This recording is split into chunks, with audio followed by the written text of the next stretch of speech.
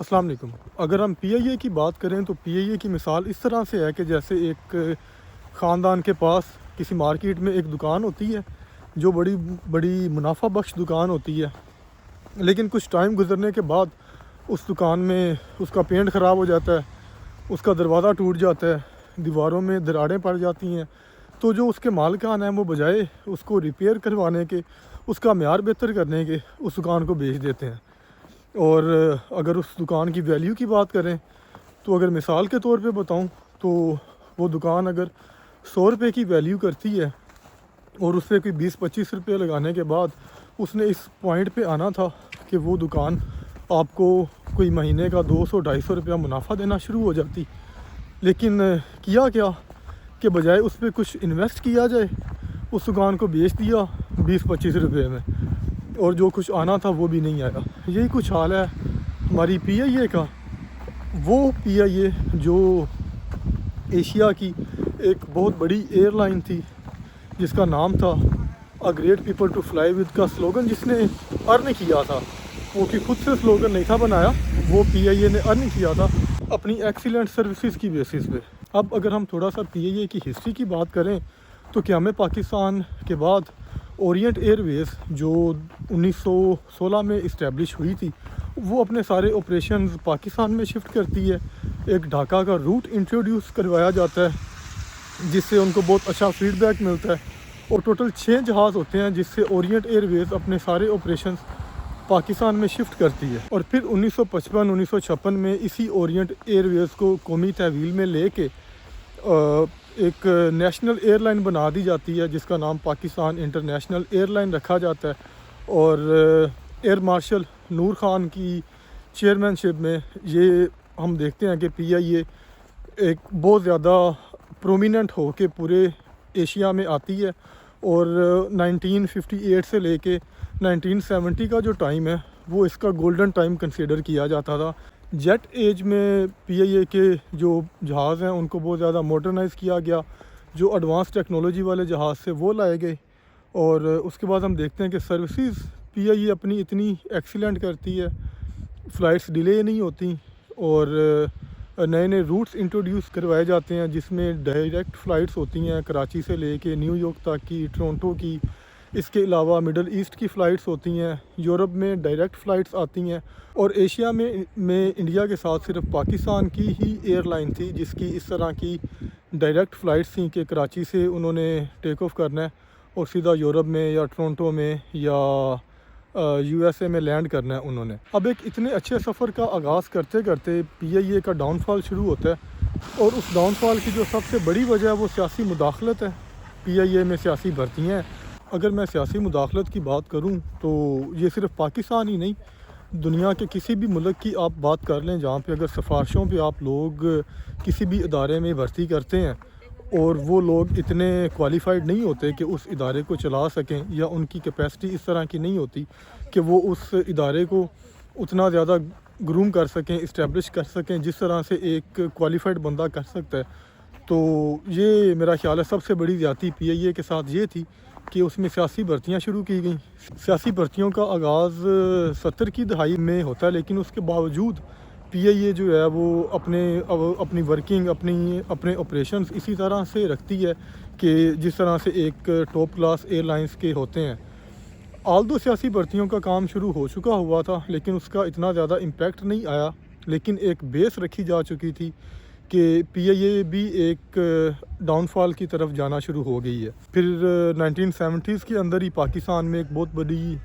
Tragedy ہوتی ہے، پاکستان 2 حصے ہوتا ہے، ماشاء اللہ کا سین آتا ہے، اور ہم دیکھتے ہیں کہ آگے چلتے چلتے وقت کے ساتھ پاکستان میں ایک سرکس لگائی جاتی ہے، اس کو میں سرکس 2 کہتا ہوں، پاکستان کی سیاست کی سرکس 2۔ اور جو سرکس 1 تھی وہ 1955 سے 1957 تک کی تھی، اس کے بارے میں بعد میں بات کریں گے کبھی،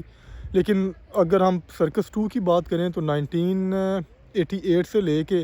1990 تک بے نظیر کی حکومت رہتی ہے، 1990 سے لے کے 1993 تک نواز شریف کی حکومت، اسی طرح سے اگلے 3 سال 1996 تک جو ہے وہ بے نظیر کی حکومت دوبارہ، اور پھر 96 سے لے کے 99 تک دوبارہ نواز شریف کی حکومت، پھر ایک 10 سال کا ماشاء اللہ تو یہ سرکس اس وجہ سے ہے، اور اگر صرف پی آئی اے کی ہی ایز اے ادارہ بات کریں تو پی آئی اے کو اس سرکس نے بہت زیادہ متاثر کیا، کیونکہ جو بھی ایک حکومت اس ٹینیور میں بنتی تھی تو جو تھے اپوزیشن پارٹیز کے، وہ اپنے ساتھ باقی اپوزیشن کو ملا کے، جو اصل معنوں میں پاکستان میں طاقت رکھنے والے لوگ ہیں اس کو ساتھ ملا کے دوسری حکومت کو گرانے کی کوشش کرتے تھے۔ ملک میں ایک انسٹیبلٹی اور کیوس کا عالم تھا۔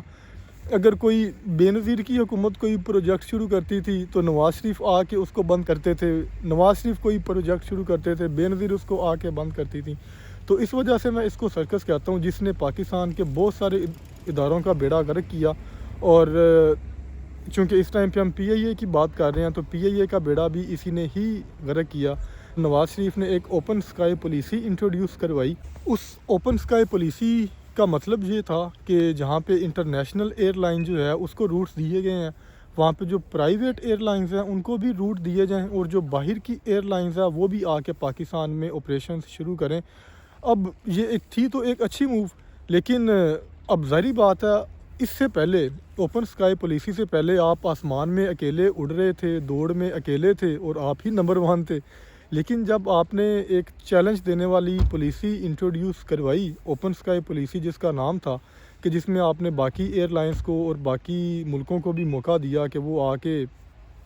ایئر سپیس میں اپنی کچھ سپیس بنائیں، تو ظاہری بات ہے پھر آپ کو چاہیے تھا کہ آپ پی آئی اے کو بھی تھوڑا ماڈرنائز کرتے، لیکن انفارچونیٹلی یہ نہیں ہوا،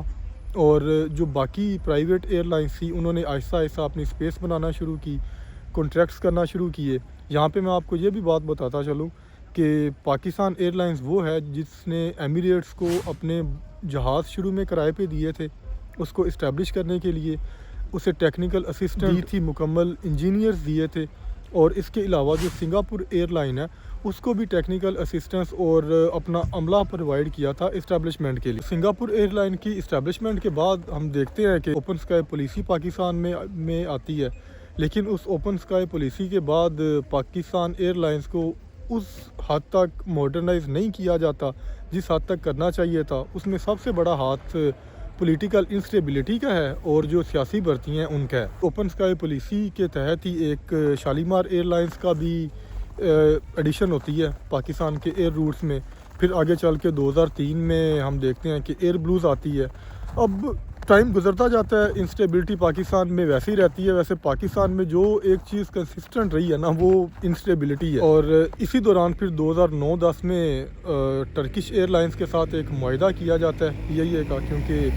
پی آئی اے اپنی سروسز اتنی زیادہ خراب کر چکی تھی کہ اس کے پاس پیسنجرز بڑے کم تھے، تو پھر یہ ٹرکش ایئر لائن کے ساتھ ایک معاہدہ کرتے ہیں، کانٹریکٹ کرتے ہیں کہ پاکستان سے لاہور، کراچی، اسلام آباد سے پیسنجرز اٹھائے جائیں گے، وہ استنبول میں چھوڑے جائیں گے، اور وہاں سے ٹرکش ایئر لائن ان پیسنجرز کو لے کے آگے یورپ میں، یو ایس اے میں، کینیڈا میں، یو کے میں موو کرے گی۔ اور اگر ہم بات کریں اس چیز کے فائدے کی تو ٹرکش ایئر لائن کو تو اس کا بہت زیادہ فائدہ ہوا، کیونکہ وہ ایک نئی ایئر لائن اسٹیبلش ہو رہی تھی دنیا میں، تو اس کو تو بڑا فائدہ ہوا، لیکن پی آئی اے کو اتنا ہی نقصان ہوا، کیونکہ پیسنجرز بجائے پی آئی اے پہ ریلائی کرنے کے وہ دوسری ایئر لائنز پہ ریلائی کرنا شروع ہو گئے، پی آئی اے کو چھوڑ کے دوسری ایئر لائنز کی طرف موو کرنا شروع ہو گئے۔ اب جس ٹائم پہ یہ کانٹریکٹ ہو رہا تھا تو میں نے آپ کو پہلے بتایا نا کہ پاکستان کی ایک بدقسمتی یہ بھی رہی ہے کہ جیسے ہی کوئی گورنمنٹ چینج ہوتی ہے تو پچھلی گورنمنٹ کے سارے کام نئے آنے والی گورنمنٹ بند کر دیتی ہے۔ اس کو لگتا ہے کہ جو بھی گورنمنٹ پہلے رہی ہے اس نے جو بھی کام کیے ہیں وہ سارے کے سارے خراب ہیں، اور جو نئی گورنمنٹ ہے اور یا جو ہم لوگ کریں گے وہ سارے کے سارے کام ٹھیک ہوں گے۔ سیاستدانوں کی اس پالیسی کے تحت ہم دیکھتے ہیں کہ پی آئی اے جب کانٹریکٹ کرتی ہے ٹرکش ایئر لائنز کے ساتھ، اپنے direct route U S A میں ختم کرتی ہے، تو جو پائلٹس کی ایسوسی ایشن ہے وہ وہاں ہڑتال کرتی ہے کہ آپ یہ والے روٹ ختم نہ کریں، کیونکہ آپ کہہ لیں کہ ایک مین جو پلر ہے پی آئی اے کا وہ یہ ڈائریکٹ روٹس ہی ہیں جو کراچی اور اسلام آباد سے تھے۔ تو ہم دیکھتے ہیں کہ جب پیپلز پارٹی یہ والے کانٹریکٹ کر رہی تھی تو جو ہماری نون لیگ ہے وہ پی آئی اے کے پائلٹس کی جو یونین ہے ان کے دھرنوں میں جا کے بیٹھے ہوئے تھے کہ جو یہ سارا کچھ پی پی کر رہی ہے یہ سارا کچھ غلط ہے، اور اس کے بعد ہم دیکھتے ہیں کہ یہی پی ایم ایل نون اس چیز پہ بھی آتے ہیں کہ پی آئی اے کو پرائیویٹائز کیا جائے، پی آئی اے خسارے میں ہے بجائے پی آئی اے کو ٹھیک کرنے کے۔ دھوپ نکل آئی ہے اچانک سے، موسم بڑا اچھا ہو گیا ہے۔ اللہ کرے پی آئی اے کے اوپر جو بادل آئے ہوئے ہیں وہ ہٹیں، پی آئی اے کو بھی تھوڑی دھوپ لگے، ہم لوگ بھی یہاں سے اپنی ایئر لائن پہ بیٹھ کے 6-7 گھنٹے میں پاکستان پہنچیں۔ وہی سفر جو ہم لوگ جو یورپ میں رہنے والے لوگ تقریباً کوئی 13-14 گھنٹے میں کرتے ہیں، 15 گھنٹے میں کرتے ہیں۔ جب پی آئی اے کی فلائٹ جہاں سے جاتی تھی تو لوگ بتاتے ہیں کہ یہی سفر 6-6.5 گھنٹے یا میکسیمم 7 گھنٹے کا ہوا کرتا تھا۔ چلیں اب تھوڑی مزید بات کرتے ہیں پی آئی اے کی۔ تو پی آئی اے کی پرائیویٹائزیشن کی بات چلتی ہے، اور اگر ہم آج کی بات کریں تو آج کی ڈیٹ تک وہ ایئر ویز جو پورے ایشیا میں ٹاپ پہ تھی، وہ ایئر ویز جس نے دنیا کی آج ٹاپ کی چوتھے نمبر پہ جو ایئر لائن ہے ایمریٹس ایئر لائن، اس کو اسٹیبلش کیا تھا۔ پھر ہم آگے چل کے دیکھتے ہیں کہ پی آئی اے کی پرائیویٹائزیشن کی بات ہوتی ہے، اور الٹیمیٹلی پہلی بڈ ہوتی ہے، اس میں اتنا زیادہ کوئی پی آئی اے کو اچھے ریٹس نہیں ملتے۔ پھر ہم دیکھتے ہیں کہ پی آئی اے کی پرائیویٹائزیشن کی بات چلتی ہے، اور مفتیٰ اسماعیل صاحب نے پی ایم ایل این کے ٹائم پہ یہ بھی اعلان کر دیا کہ جو بھی کمپنی یا جو بھی گروپ پی آئی اے خریدے گا، ہم اس کو پاکستان سٹیل مل فری میں گفٹ کر دیں گے ساتھ۔ تو اتنا برا حال اس ایئر لائن کا کر دیا گیا، جو ایئر لائن ایشیا میں سب سے ٹاپ پہ تھی، دنیا میں جس کا نام تھا a great people to fly with کا سلوگن جس نے ارن کیا تھا، اور وہ ایئر لائن جس نے ایمریٹس کو اسٹیبلش کیا۔ ایمریٹس آج دنیا کی ٹاپ 4 نمبر پہ ایئر لائن ہے، اور وہ ایئر لائن جس نے سنگاپور ایئر لائنس کو اسٹیبلش کیا، آج اس کا حال یہ ہو گیا کہ اس کے ساتھ اس کو بیچنے کے لیے ساتھ آفر یہ کی گئی اس ٹائم پہ کہ اگر آپ اس کو خریدیں گے تو آپ کو سٹیل مل ساتھ میں فری دی جائے گی۔ لیکن چلیں خیر، سٹوری آگے چلتی ہے، ٹائم گزرتا جاتا ہے، اور ریسنٹلی 2025 میں عارف حبیب گروپ نے پی آئی اے کے 75% شیئرز خریدے ہیں۔ اور پھر ہم دیکھتے ہیں کہ ٹائم جیسے جیسے گزرتا ہے دوبارہ سے بڈ ہوتی ہے، اور 2025 میں عارف حبیب گروپ یا کنسورشیم جو ہے وہ پی آئی اے کے 75% شیئرز خرید لیتا ہے۔ اور آپ کو یہ سن کے حیرانگی ہوگی کہ وہ پی آئی اے جو 46 طیاروں تک پہنچ چکی تھی، وہ صرف 135 ارب روپے میں اس کے 75% شیئرز عارف حبیب گروپ کو دے دیے جاتے ہیں۔ اور ریسنٹ اپڈیٹ کے مطابق جو باقی کے شیئرز ہیں وہ ماشاءاللہ سے فوجی فاؤنڈیشن اور ساتھ کچھ اور گروپس ہیں جو شیئرز رہتے تھے وہ انہوں نے ٹیک اوور کر لیے ہیں۔ اور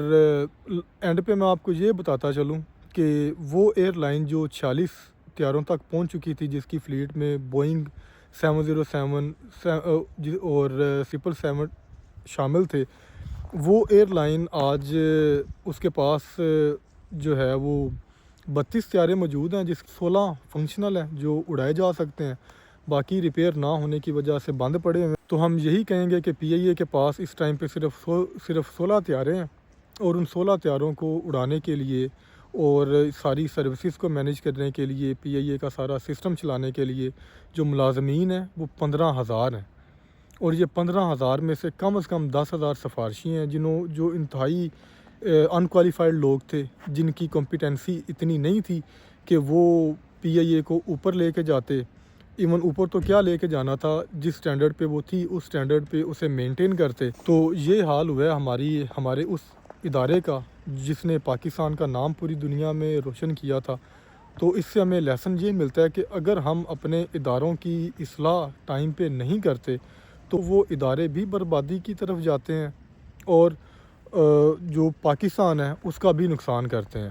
ایک امپورٹنٹ چیز پی آئی اے کے ڈاؤن فال میں آپ کو بتانا بھول گیا کہ جب جون 2020 میں ایک پارلیمنٹیرین جو پی ٹی آئی کے تھے اور منسٹر تھے، انہوں نے پارلیمنٹ میں کھڑے ہو کے ایک سٹیٹمنٹ دی کہ پی آئی اے کے بہت سارے پائلٹس ایسے ہیں جن کی ڈگریز اور لائسنس فیک ہیں۔ جیسے ہی وہ یہ سٹیٹمنٹ دیتے ہیں تو پوری دنیا میں ایک ہلچل مچتی ہے کہ پی آئی اے جو ایک بہت بڑا نام تھا، اگر اس کے پائلٹس فیک ہیں تو ظاہری بات ہے ہلچل تو مچے گی۔ اور اس سٹیٹمنٹ کے بعد یورپی یونین نے پی آئی اے کو 5 مہینے کے لیے بین کر دیا، برطانیہ میں بین کر دیا گیا، امریکہ میں، یو اے ای میں، اور بہت سی اور کنٹریز میں بھی پی آئی اے کو بین کر دیا گیا۔ یہ ایک ایسی سٹیٹمنٹ تھی جو ایک آخری آپ کہہ لیں وار تھا پی آئی اے کے ڈاؤن فال کا، اس کے بعد پی آئی اے کے لیے اٹھنا وہ ایک ناممکن سچویشن بن چکی ہوئی تھی، اور ہمارے وہ پاکستانی جو انٹرنیشنلی ٹریول کرتے ہیں اور ہمیں بتاتے ہیں کہ دبئی کا ایئرپورٹ اتنا بڑا ہے کہ وہاں پہ ٹرین چلتی ہے، اور قطر کا ایئرپورٹ جو ہے وہاں پہ بھی ٹرینیں چلتی ہیں۔ اگر ترکی سے کوئی ٹرانزٹ لینا ہے، ایک فلائٹ سے اتر کے دوسری فلائٹ میں جانا ہے، تو اگر بھاگ کے بھی جائیں تو 1 گھنٹہ لگتا ہے۔ یہ بات بالکل درست ہے آپ کی، لیکن اگر ہم اس سب کے پیچھے دیکھیں تو ان 3 کنٹریز جن کا میں نے نام لیا ہے، چونکہ یہ 3 بڑی ایئر لائنز ہیں، ان 3 بڑی ایئر لائنز کے ایئرپورٹس پہ اگر آپ دیکھیں، اور ان ایئرپورٹس کی بڑی ریزن جو ہے تو وہ صرف ایک ایئر لائن ہے۔ اگر ہم لوگوں نے بھی اپنی ایئر لائن کو اتنا سیکیور کیا ہوتا اور ہماری ایئر لائن سیاست کی نظر نہ ہوئی ہوتی اور سیاسی بھرتیوں کی نظر نہ ہوئی ہوتی، تو ہمارے ایئرپورٹ پہ بھی اس طرح کی ٹریفک ہوتی۔ ہمارا کراچی کا ایئرپورٹ، اسلام آباد کا ایئرپورٹ قطر کی طرح، ترکی کی طرح ہی ایک بزنس ہب بنا ہوتا، جہاں پہ لوگ آتے، فلائٹس کا ٹرانزٹ لیتے، چیزیں خریدتے، بزنس ریونیو سارا کچھ جنریٹ ہوتا، لوگوں کے لیے جابس کریٹ ہوتی۔ تو یہ سارا کچھ اسی وجہ سے نہیں ہو سکا، کیونکہ ہماری پی آئی اے سیاست کی نظر ہوگی اور سیاسی بھرتیوں کی نظر ہوگی۔ اللہ حافظ۔